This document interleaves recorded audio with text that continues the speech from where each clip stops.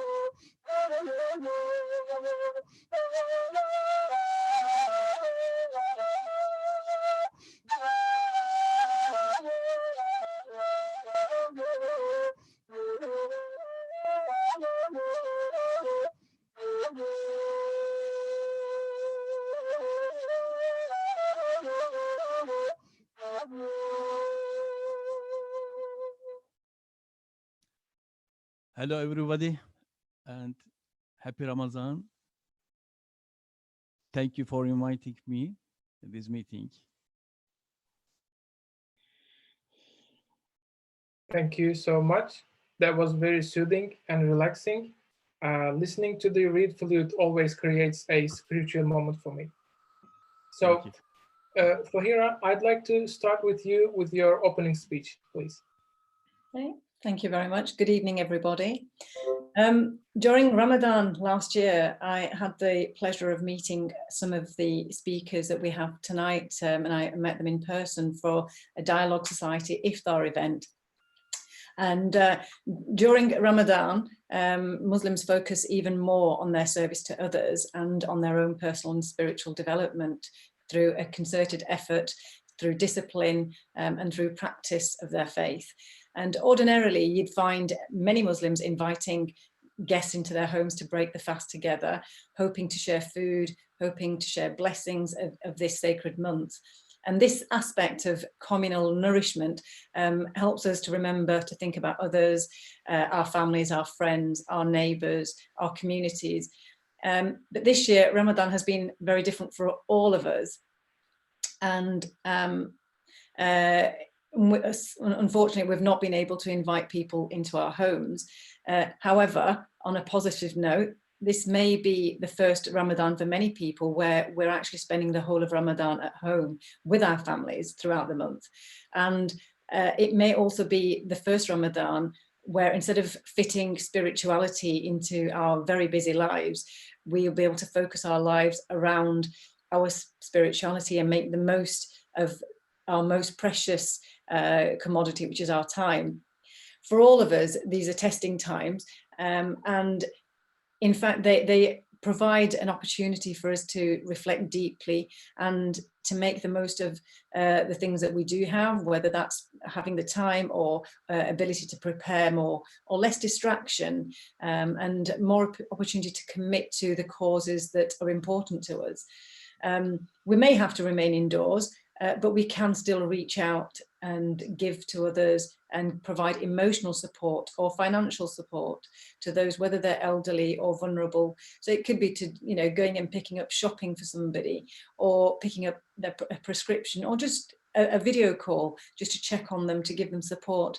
What I found has been extremely uplifting has been our Thursday evening clapping for the NHS, not just to show our appreciation, but also as a sign of unity. So, myself, my family, my neighbours, at least once a week coming out and seeing each other, and showing our appreciation and celebration of the NHS together.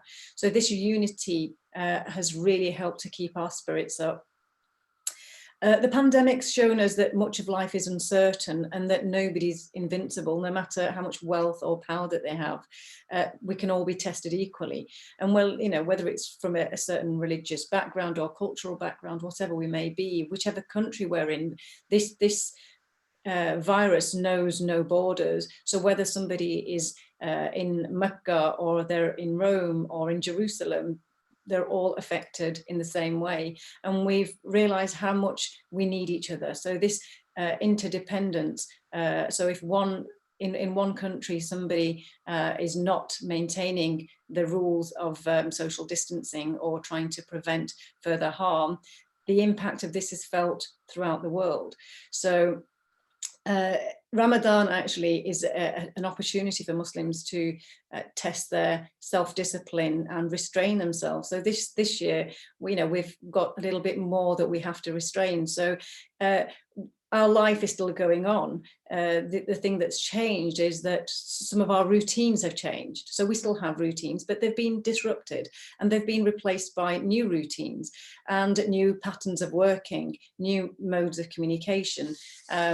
So what we need to do is just make sure that every moment, whether it is to do with communication or reaching out to somebody, supporting someone, is to make sure that we make our life meaningful. I want to just before ending, just say a little bit about the fact that we thought that this year it was going to be taken over by Brexit. The conversation, that was going to be the topic that was going to be on everybody's in minds and tongues and thoughts.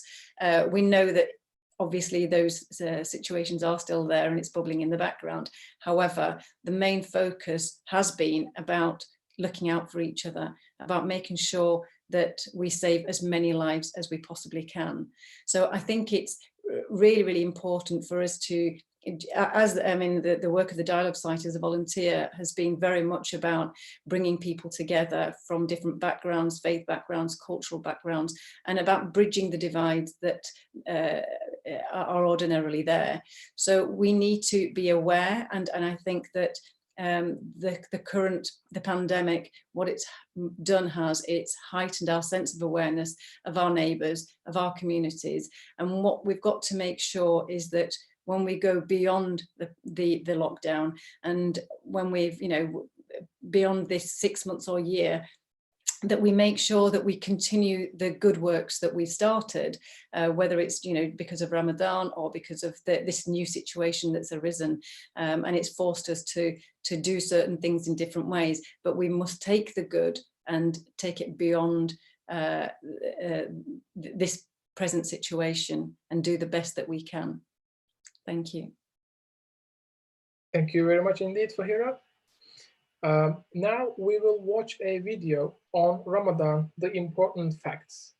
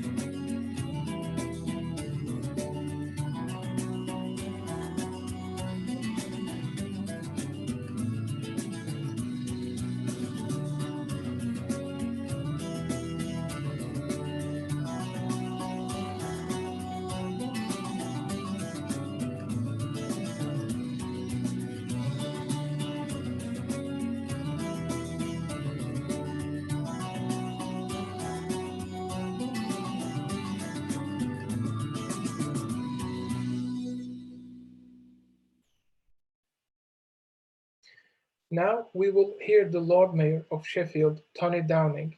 Welcome, Lord Mayor. Good evening, everyone. Thank you. And greetings from Sheffield City Council.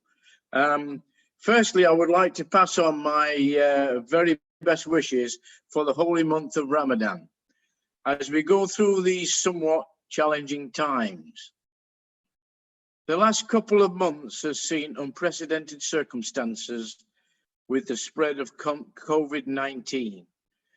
This has meant friends and families cannot visit each other, people cannot attend their places of worship, and even the difficult separation of parents and children, all to help to eradicate this terrible virus. I know Ramadan is a spiritual time of worship and renewal, a time for people to gather in celebration. I am pleased that although we cannot be together in person, we can all still be connected by the aid of technology. IT really does make the world a smaller place. I hope this is some comfort to be able to see and talk to each other via laptops and tablets rather than one-to-one and risk rather than putting one another at risk. The current situation allows us all to reflect upon what is truly important in our lives and to cherish everything we may have taken for granted. Prior to lockdown or self-isolation, whilst the celebrations of Ramadan continue, I would like to give a special mention and ask you all to spare a thought for our Muslim key workers and frontline NHS staff who continue to put their lives at risk on a daily basis to save others and to help fight this virus, particularly at a time when they too should also be at home with their loved ones.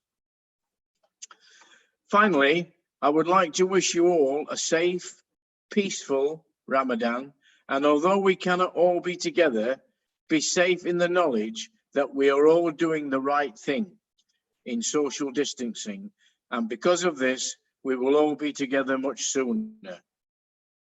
May you all be blessed. Thank you. Thank you very much, Lord Mayor, for this lovely speech. It's great to hear this from your point of view. We will now watch a video which was shot prior to this event and is about one day in Ramadan.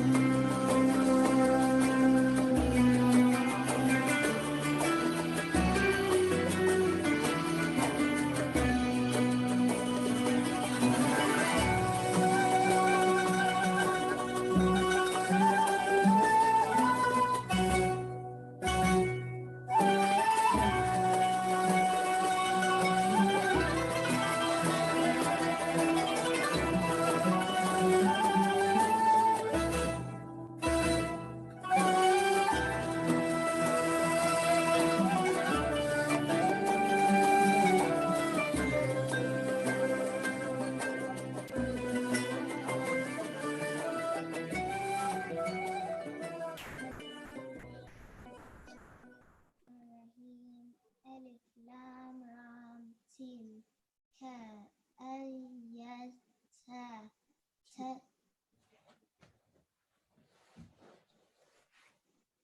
Allahu Ekber.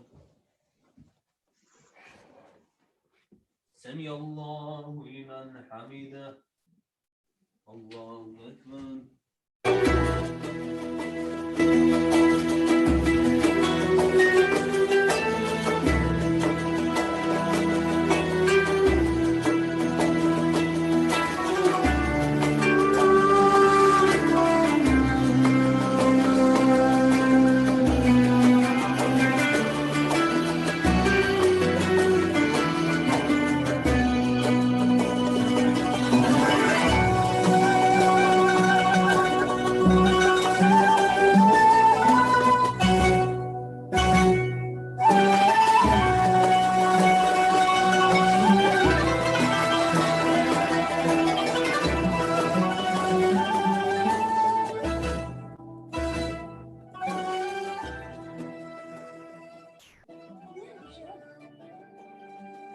Wait, you stop. You can't eat apples. Here you go.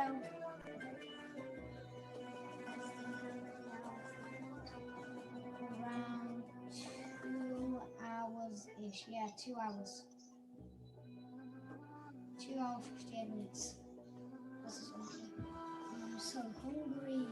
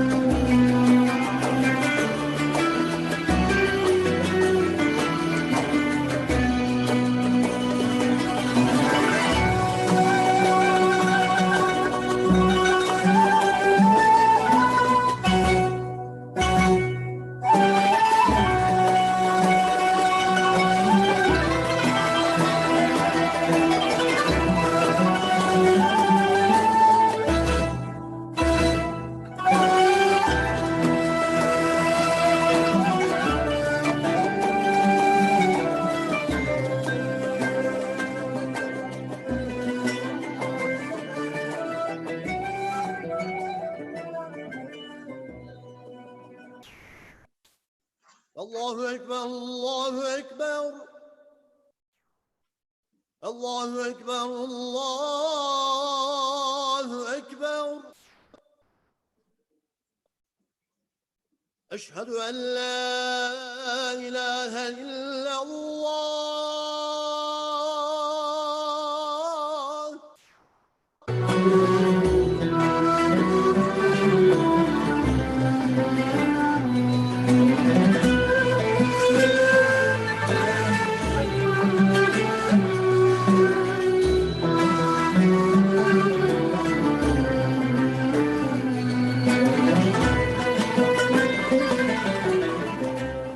Happy Ramadan. I'd like to thank the Karaslan family, who are the stars of this video. Now we are going to listen to the Chief Inspector, Stuart Walne, from South Yorkshire Police. Hi, Stuart. Good evening. Thank you very much for the invitation to speak tonight. I'm very grateful. On what difficult times it is, what challenging times. I'm going to just briefly speak of my experiences from previous years because there's such a contrast, and then just touch on how it changes this year for us. Being a police officer, we talk in terms of threat, harm and risk.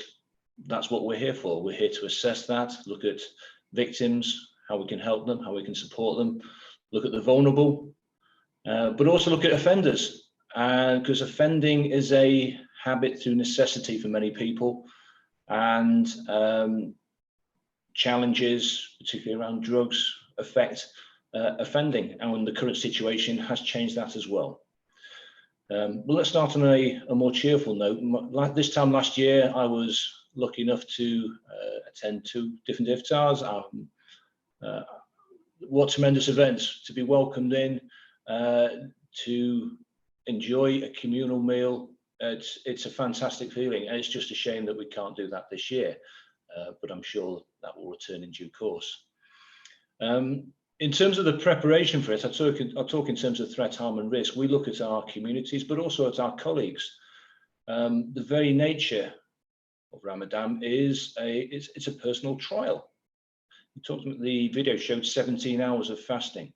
That's a big strain. And in policing, we look at people, we look at the threats, the influences, and how people are behaving.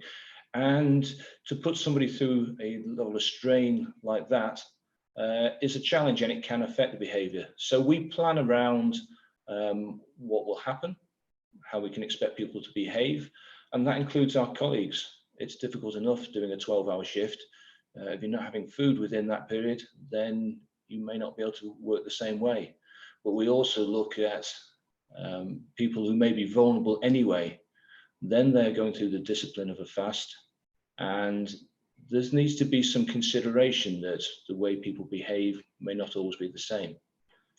And then we reach the end of the day, and as I've described, what a great feeling coming together. But despite all of the challenges, I really want to sort of draw it now that the words that Fahira spoke, I'm going to borrow those with pride. The isolation, a time of need, but also a time of opportunity, and how right that is. Because if we talk about Ramadan as a time for prayer, reflection, and community, well, isolation has put that upon us as well. It gives a time for more reflection. And never has there been a greater need for community. There are many vulnerable people who do not have that contact even at the end of the day, and therefore the support given to them to help the way through isolation is ever more critical this year than before. And what a country we've risen to, how we've risen to the challenge. As you say, the clapping on Thursdays is such a lovely expression of it, but so are all the other outlets. Everything from Joe Wicks doing his free PE classes in the mornings, all the online services that are provided. Through these challenges, we really have seen opportunity, and the focus and the attention on your neighbour, the focus and attention on the elderly who live in your street is throughout the city, and it's a complete reward to see that. We also inevitably look forward to Eid, and that traditionally has presented some other challenges. I have seen Lamborghinis and Ferraris chasing around Darnell and Tinsley. It's a few years ago, and as a former head of roads, I get the feeling of speed and the enjoyment of fast cars. There's always the issue of tempering the enthusiasm and making sure that you remember that the threat still remains of a fast car in the wrong place. I don't think we're going to see that this year. I think the challenges present a different issue, but Eid should still be a celebration, and I'm sure it will be, in the same way that we look at the challenges and we've come together tonight in a different way. Then I'm sure come the conclusion we will still celebrate, and as we should. Just a final word for myself in terms of the isolation. Sheffield has been disproportionately represented in terms of deaths, unfortunately. We've had more for a number of our community. The virus is out amongst our community, and the vast majority of the community have showed incredible restraint in terms of the isolation. We're waiting in the next few days, maybe just over the weekend, that we'll start seeing some of the easing of some of the restrictions. And the challenge now is to see how we respond to that, because we aren't going back to the situation as it was before. We're going back to a new situation, and that presents just as many opportunities as Fahira mentioned, but it also presents some concern and some worry. And part of going forward is pulling together to understand what the new norm will be, because we are going to have to learn to live with the virus for some time. And we look forward to embracing that in the same spirit that people have embraced the isolation. But let's look forward to happier times going forward. And in the meantime, happy Ramadan. Thank you. Thank you so much, Stuart, for giving us your insight from the police perspective. Now we will watch a video, and it is called Happy Ramadan. This is a collaboration of several people from all over the world, and they shot themselves specially for this event and celebrated our Ramadan. There are a lot of Ramadan wishings, so we divided it into two parts. Here is part one.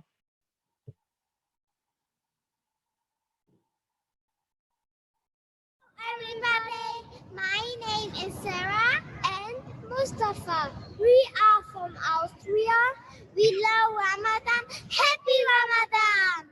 My dear brothers and sisters from all over the world, peace be with all of you. We are from Myanmar, formerly Burma, and we would like to wish you a happy and blessed Ramadan. Ramadan Mubarak. My name is Sabrina. I'm from Pakistan. Ramazan Kareem Mubarak to all of you. Ramadan Kareem. I'm Ala from Basra, Iraq. We started fasting several days ago. So it's going without eating or drinking anything for about 17 to 18 hours per day is not an easy thing. So Ramadan teach us how to be patient, how to think about poor people who cannot eat 3 meals per day, or maybe they cannot eat every day. Ramadan Mubarak from New York.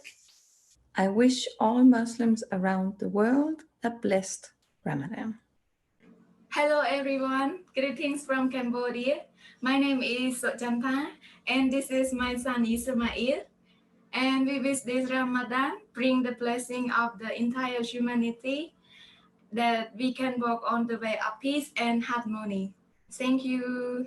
Assalamu alaikum from Iraq. Wish you have a peaceful and joyful Ramadan. Ramadan Mubarak. Hi everyone, I'm Marie from Ukraine. Right now, we're sampling the pleasures of the holy month Ramadan. I hope this great month will bring peace and happiness to each of you. May Allah bless you and your family for the sake of Ramadan. I'm Sarah from Sudan. Ramadan Kareem to everyone. May Allah grant our prayers and fast, and may this Ramadan bring happiness, joy, and wealth to you. Müslüman kavim. Ramadan means fasting.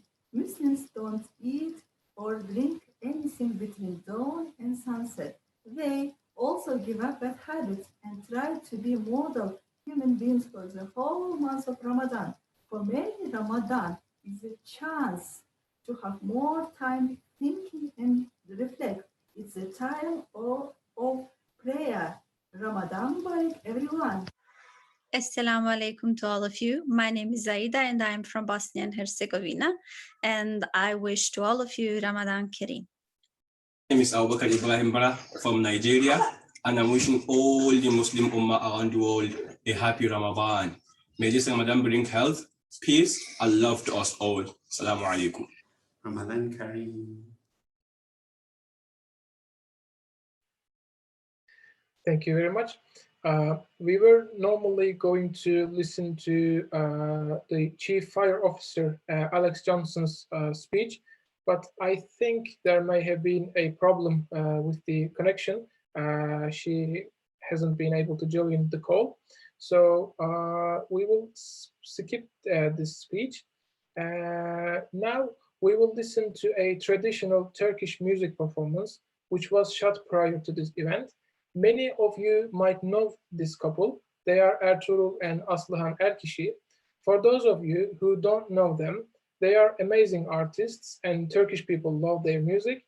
Let's watch their performance.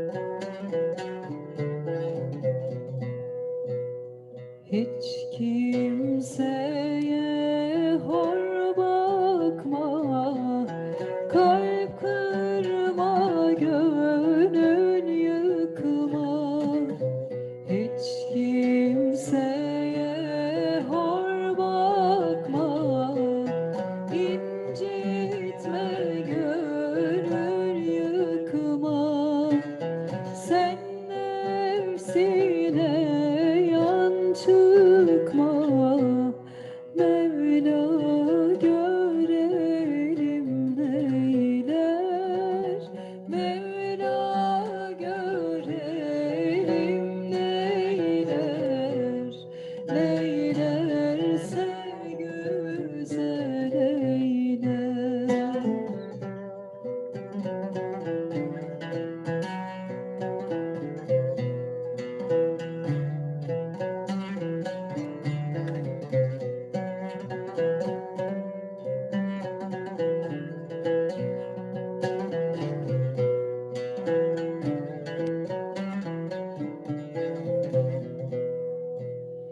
Demen için şu şöyle yerincedir ah öyle Demen için şu şöyle yerincedir ah öyle Bak sonuna sabreyle Mevla görelim neyler Mevla görelim neyler Neylerse güzel eyler Mevla görelim neyler Neylerse güzel eyler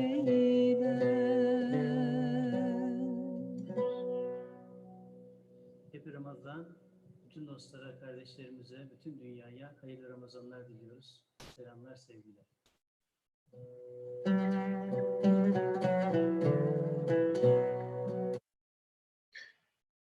A big thank you to this superb couple. They might be watching us at the moment. And at the end of their video, they basically wished all of us love, blessing, and peace. We will now be listening to Mr. James Smythe, who is the assistant principal at the Sheffield College. Thank you. Good evening, everybody. It's an absolute pleasure to be able to speak this evening to you. Like everybody else that's spoken, or most people that have spoken, about a year ago, I was invited to an iftar dinner, and that was my first opportunity, really, to be part of something with a dialogue society. And it was truly inspirational. It was really enlightening to me to hear what everybody had to say. And just as a way of introduction, at the Sheffield College, I really look after the student experience. So over the past few weeks and months, that's obviously been a very, very different time at the college, as it has been across all communities in the country, really, and around the world. And something we've been doing is we've been working with the National Centre for Diversity. And I want to mention that because their values are very much around fairness, respect, equality, diversity, inclusion and engagement. And when I looked at that and looked at the Dialogue Society and the work that happens, and then looked around Ramadan, I could see so many similarities with those values and how people are with each other in Ramadan and within the Dialogue Society as well. In terms of Ramadan, I was asked about my perspectives, and I'm no expert in this field, but my perception of the spirit of Ramadan is very much that it's a time for prayer, a time for devotion, a time for reflection, and a time for celebration. And I think my perception is that Ramadan takes a lot of strength and a lot of courage, and probably none more so than this year in particular, with the situation that we have with COVID-19 and the virus. So in terms of that, there is the opportunity still to be spiritual, as we've heard and we've seen, and to show faith through prayer and readings in the Quran. There is the opportunity still for devotion to your family, to your friends, and to the community. And we've seen that up and down the country. We've seen that in local communities. We've heard about it tonight, what people are doing at all times, day and night, which has been absolutely fantastic to witness. The volunteering that's been going on, the support for one another, the support for the elderly, for people that are sick, for people less fortunate than ourselves. There is still the opportunity for reflection as said before, probably more time for the reflection and the spiritual side of Ramadan, and considering and thinking about the suffering of others around the country and across the globe. And so then on to the celebration and Eid al-Fitr and the love and mercy of Allah that is shown through Ramadan. That time for celebration at the end, it's going to be difficult, I would say, this year, and going to be very, very different. Hopefully, as we've heard, there may be some changes on the way, but I shouldn't imagine it would be anything like it has been in the past. So this year will be difficult and it will be different. But I would say, in terms of what people are doing through Ramadan, through staying at home and through isolation, there's probably no greater show of unity and togetherness that you could possibly show in terms of supporting the local community, the NHS, and all of those frontline workers that we've heard about. That show of unity by doing the one thing that does actually help people and save lives, by staying at home and staying safe. And for me, this is how people are showing through Ramadan your respect and your devotion for the elderly in your communities by doing those things that we're asked to do and sacrificing even more. I do hope the circumstances change, but when celebration happens towards the middle of the month, next month, I would urge you to find the strength to continue as you have been in shielding your friends and families by staying at home and being patient and protecting the community. When we can, we all look forward to working together and continuing to support and finding these new ways that we've been talking about in terms of supporting each other going forward. And I would just like to wish you Ramadan Mubarak. James, thank you very much for this inspiring speech. We will now watch Happy Ramadan Part 2. From North Macedonia, Happy Ramadan. Hello everyone, this is Ella from South Korea and I wish you all good Ramadan. Thank you. My name is Ismail Mohammed from Nigeria. I'm wishing all Muslim Ummah happy Ramadan. May this Ramadan brings health, peace and love to all of us. May Allah's blessing and peace be upon us all. Hello, I'm Nadia. And I'm Hanan. We're from Singapore. And we wish you a happy Ramadan. I'm from Albania. I would like to wish happy fasting to all Muslim believers. Happy Ramadan. Ramazan сәлеметте көрге. Ramazan ayдарыңыз құтты болсын. My name is Huzaifa from Uganda, Jinja. This is my Ramadan message to you, my brothers and sisters. Ramadan is one of the 5 pillars of Islam and a great opportunity for every Muslim to purify their heart, mind, body, and soul by fasting and praying to the Almighty Allah. I'm Dr. Rapon. I'm Dr. Shakira. We are Muslim from Cambodia. Happy Ramadan to all Muslims around the world. During this difficult time, we need more prayers. Let's ask forgiveness from Almighty Allah. Let's pray together to overcome the global pandemic during this holy month. Allah is most merciful of all. Hola, soy Carolina de Chile. Salam alaikum to all Muslim world that nowadays is celebrating Ramadan. I hope that God allows you to enjoy this time together with family and friends. Inshallah. Ramzan Kareem. This is Yetwin and Mary to move from Myanmar. May the blessings of the month Ramadan be on all of us and may Allah grant all our prayers and fasts. Thank you. Assalamu alaikum. I'm Sayyid Najullah from Afghanistan and I wish a happy Ramadan for all Muslims. I wish this Ramadan brings peace, love and health for all Muslims and may Allah's peace and blessing be upon us all.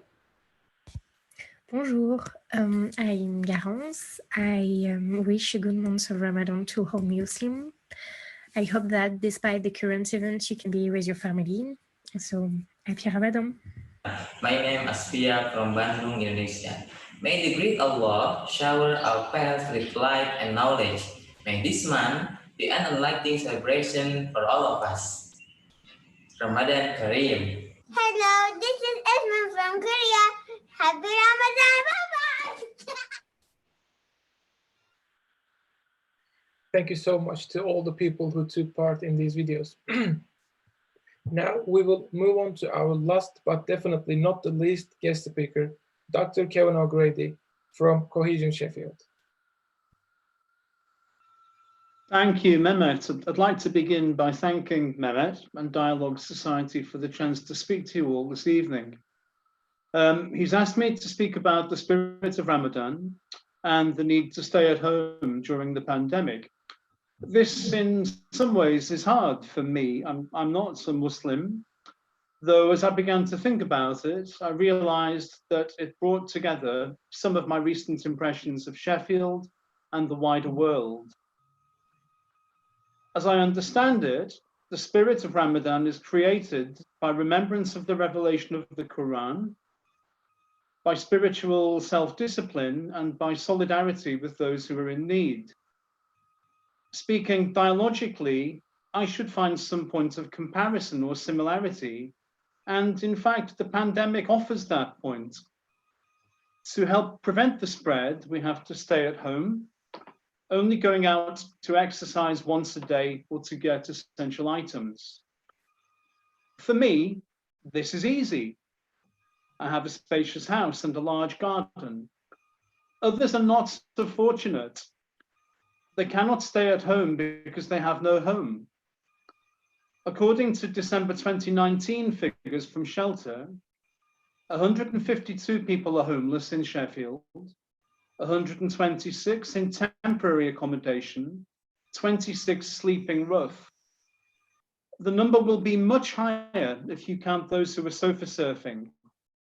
In England, 280,000 people are homeless, up by 23,000 since 2016, and accounting for 1 in every 200. During the pandemic, we have emergency homelessness regulations.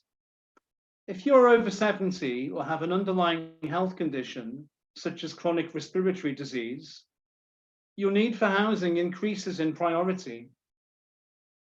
All local authorities are asked to urgently accommodate all rough sleepers, for example, by using hotels. But homelessness was an emergency before the pandemic and will be again after it. In Sheffield, 152 is too many homeless people, but housing 152 people should not be impractical. Cohesion Sheffield is a movement aimed at eradicating marginalization in the city. And when we address the post-pandemic future, we should be determined to free Sheffield of homelessness. I will close by asking Dialogue Society and all of our partners to join us in this. Kevin, thank you very much. Your speech was absolutely stunning. So this is the part where we would normally start serving the dinner, but obviously we are not able to do that tonight. However, we will make up for it when the life goes back to normality. So I would like to thank everyone for attending tonight's online event. I hope you all have enjoyed it. Once again, thank you to all our guest speakers for their time and their valuable thoughts and opinions. On behalf of the Dialogue Society, I'd like to thank all of you for sharing the spirit of Ramadan with us tonight. I hope that you remember the twins who greeted us at the beginning of the event. We will end the event by watching them say goodbye. Good evening to all. Yeah. Good evening.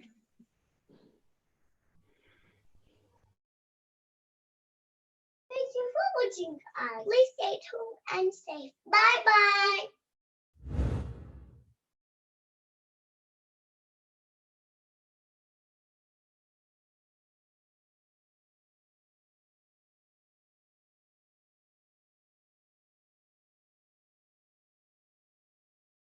Anything you want to add before we finish?